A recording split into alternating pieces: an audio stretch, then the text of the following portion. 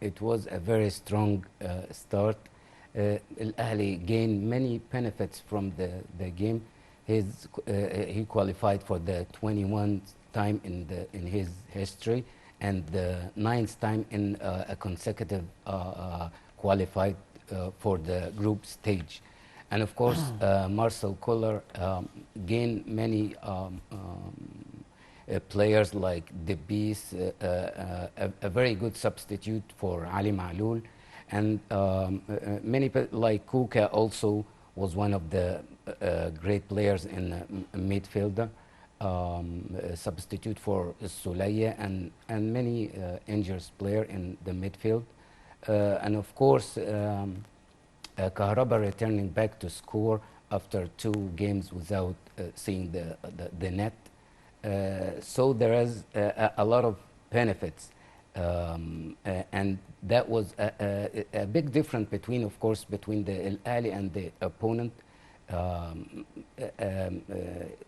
players, and in the squad. Everything is completely different. Al-Ahli had the upper hand from the first minute till the last minute, and the same thing was with Pyramids.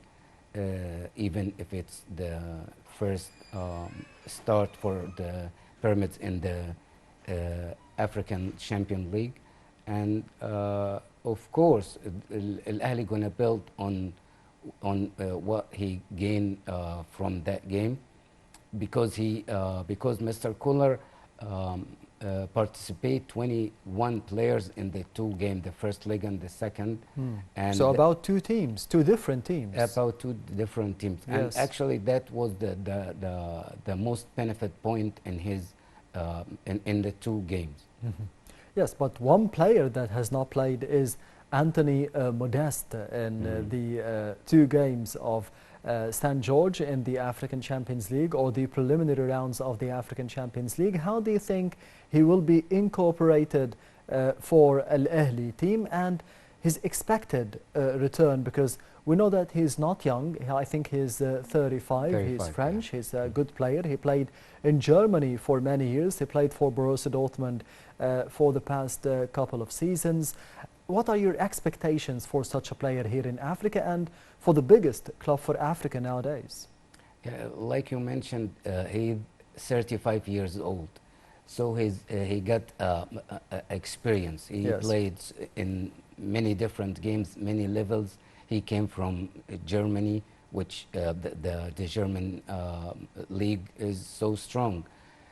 But I think he's going to take some time to adapt and to take use of the Mr. Koller way of playing and formation, because he's of course because the language and because of his way of playing. He's a good header.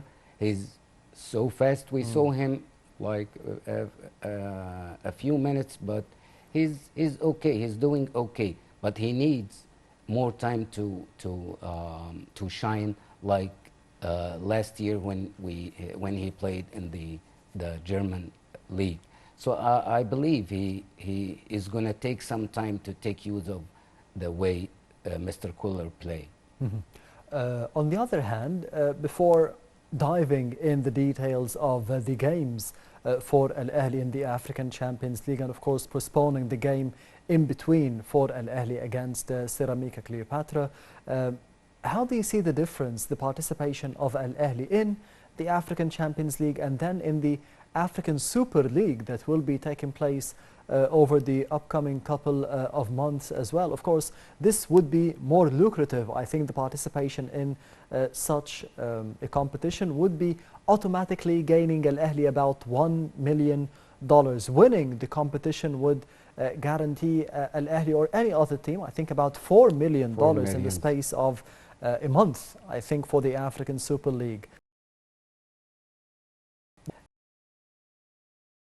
Is it all about the money, or there would be other benefits for Al-Ahli to be participating in the African Champions League and at the same time the African Super League? Of course, $4 million is a very big price for the competition.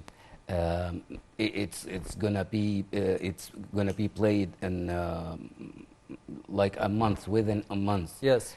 So they الاهلي gonna actually it's about money. Why? Because this is the first year for the Egyptian Super League, or they changed the name to African League. Yes. So الاهلي have a very many matches in October. Like he's gonna play with Simba on 20 October, the first leg, and the second one is gonna be 24th.